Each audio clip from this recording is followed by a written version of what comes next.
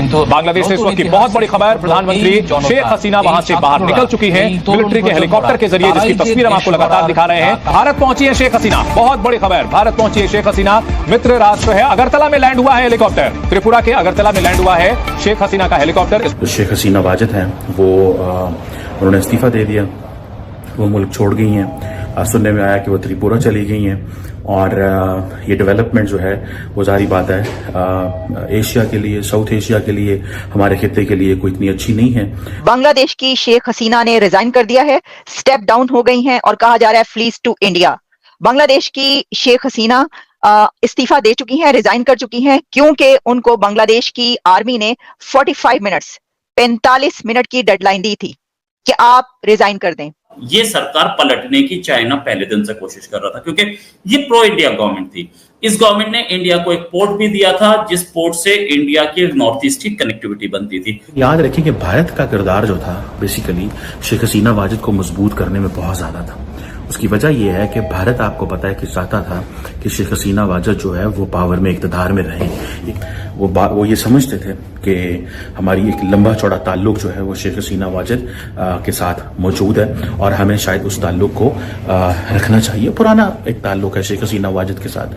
और बांग्लादेश की शेख हसीना के पैलेस पर प्रोटेस्टर्स चढ़ दौड़े थे, हजूम जमा हो गया था और हजूम पैलेस की तरफ चल रहा था और उन्होंने धावा बोल दिया था पैलेस पर, जिसके अंदर बांग्लादेश की वजीर आजम शेख हसीना मौजूद थी। और अब खबर ये कंफर्म हो चुकी है, जो कि पूरी दुनिया का मीडिया इस वक्त इसको रिपोर्ट कर रहा है, रॉयटर्स से लेकर अल जजीरा तक, इंडियन मीडिया और इंटरनेशनल मीडिया, हर जगह पर यह न्यूज चल रही है कि बांग्लादेश की शेख हसीना रिजाइन कर चुकी है। यह है कि लोग चले गए प्रधानमंत्री निवास के अंदर, ये चुपचाप भागी कार से, एक एयरफील्ड में गई, चॉपर पकड़ा, मिलिट्री का चॉपर, और मिलिट्री का चॉपर टक टक टक टक करके वो इंडिया में लैंड कर गया। वहां पे वकारुज्जमान कौन है? Chief of army staff of the Bangladesh army. उसने पूरे देश से खिताब करा, देश को एड्रेस करा और देश को यह बोला कि बॉस बहुत हो गया, it's too much, we are taking over, we take full responsibility. हमने सारी पॉलिटिकल पार्टी से बात कर ली है, लेकिन यह फौज का तख्ता पलट करना, क्या यह पहली बार हो रहा है बांग्लादेश में? नहीं दोस्तों, आपको पता है 1971 में बांग्लादेश बना था और जिसने बांग्लादेश बनाया, शेख मुजीबुर रहमान, इस फौज ने उसी मुजीबुर रहमान की हत्या कर दी थी। तो ये जो इसकी फौज की कारकर्दगी है, this is not new, this is not something that is new. यहां पे दोस्तों बात यह है कि चीन का एक बहुत बड़ा हाथ है इस पूरे मैटर में। और चीन का क्या हाथ है? सबसे पहले तो शेख हसीना गई, हमने कवर करा था टीसीडी हिंदी में, शेख हसीना गई और शेख हसीना ने चाइना में जाके जो भी अपना काम करा, वहां पे उनको सिग्नल गड़बड़ दिखाई दिए, देखा कि वो प्रोटोकॉल नहीं मिल रहा उनको, उन्होंने देखा वो इज्जत नहीं मिल रही, और जो पैसा देने की बात करी थी चीन ने अपने हाथ भी पीछे कर लिए। चीन ने अपने हाथ पीछे कर लिया, और चीन ने अपने हाथ पीछे करने के बाद चाइना ने कुछ 5 अरब की बात हुई थी, कुछ 100 मिलियन में रफा दफा करने की कोशिश करी, और उनको प्रोटोकॉल नहीं मिला, उनको बुरा लगा, वो वापस आ गई। वहां पे साथ ही साथ सारा गेम चल रहा है कि तीस्ता रिवर का प्रोजेक्ट दे दिया जाता है भारत को, और वो खुले कहती हैं शेख हसीना कि चीन को ये नहीं देना है। इसके अलावा दोस्तों मोंगला पोर्ट का प्रोजेक्ट भी चाइना को जाना था, चाइना को नहीं गया। अब आप समझ लीजिए, बीच में अडानी 10,000 मेगावाट बिजली बांग्लादेश को सप्लाई करता है।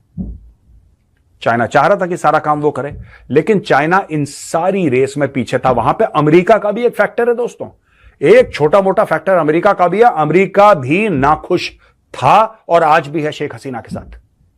अमेरिका भी नाखुश था, लेकिन इसमें मोटा काम चीन का है। मैं आपको बताता हूं कैसे।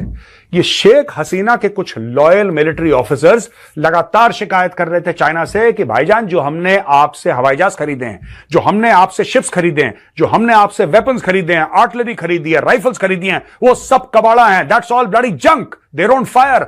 आपका हथियार चलता ही नहीं है, वो हथियार किस काम का? और जब उन्होंने बोला कि आप इसको ठीक करके दीजिए, चीन ने बोला और पैसा चाहिए, मैं और पैसा लाओ तब हम देंगे। तो ये तनाव और तकरार की स्थिति बनती चली गई। वहां पे जो रिजर्वेशन की बात थी दोस्तों, पीछे की कहानी ये है कि रिजर्वेशन की बात थी, ये मुख्य तौर पे रिजर्वेशन किसको दिया था? ये मुख्य तौर पर रिजर्वेशन जो मुक्ति बाहिनी थे, जो शेख मुजीबुर रहमान के साथ थे, जिन लोगों ने बांग्लादेश के लिए हथियार उठाए और अपनी गर्दनों को अपने माथे को संगीन के ऊपर रखा, तलवारें अपनी गर्दन पे रखी और देश के नाम पे मर मिटे। उनके बच्चों को रिजर्वेशन देने की बात थी बांग्लादेश में कि भाई उनके बच्चों के लिए कुछ बढ़िया करा जाए। यहां पे स्टूडेंट जो थे वो दुखी हो गए रिजर्वेशन आज से। ये रिजर्वेशन आज से है जो आज दुखी हो रहे हैं। ओ भाई ये बहुत पहले की बात है और पहले भी इसके ऊपर प्रोटेस्ट हुए थे, लेकिन छुटपुट लाठी चार्ज हुआ है, 2-4 टीयर गैस के शेल्स फायर हुए, हवाई फायरिंग करी, सब वापस। ये इतना बड़ा हो कैसे गया मामला? ये इतना बड़ा मामला कैसे हुआ कि पूरा हुजूम का हुजूम घुस गया प्रधानमंत्री निवास के अंदर और वहां से सब कुछ चीजें चोरी कर दी। यहां पे गाड़ी में ये भागती हैं, हेलीपैड में जाती हैं, मिलिट्री का हेलीकॉप्टर लेके इंडिया। भाई साहब इतना आसान है?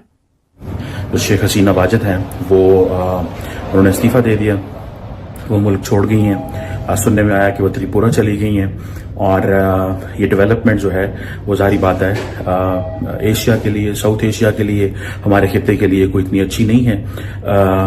अब वो विश कि जो बांग्लादेश की अवाम है उनके लिए आइंदा के दिन बहुत अच्छे हों। बांग्लादेश की फौज ने इक़्तिदार संभाल लिया है बांग्लादेश के अंदर। हम ये सोच नहीं थे, एक्सपेक्ट नहीं कर रहे थे कि ऐसी सिचुएशन जो है वो उसकी पॉसिबिलिटी वो जैसे आप कहते हैं ना कि होगी कोई। कहा जाता है कि भारत के जो ताल्लुकात हैं शेख हसीना वाजिद के साथ बहुत अच्छे थे। अगर आपको याद हो थोड़े दिन पहले ही, 2-3 हफ्ते पहले शेख हसीना वाजिद को भारत ने इनवाइट किया था एज ए स्टेट गेस्ट।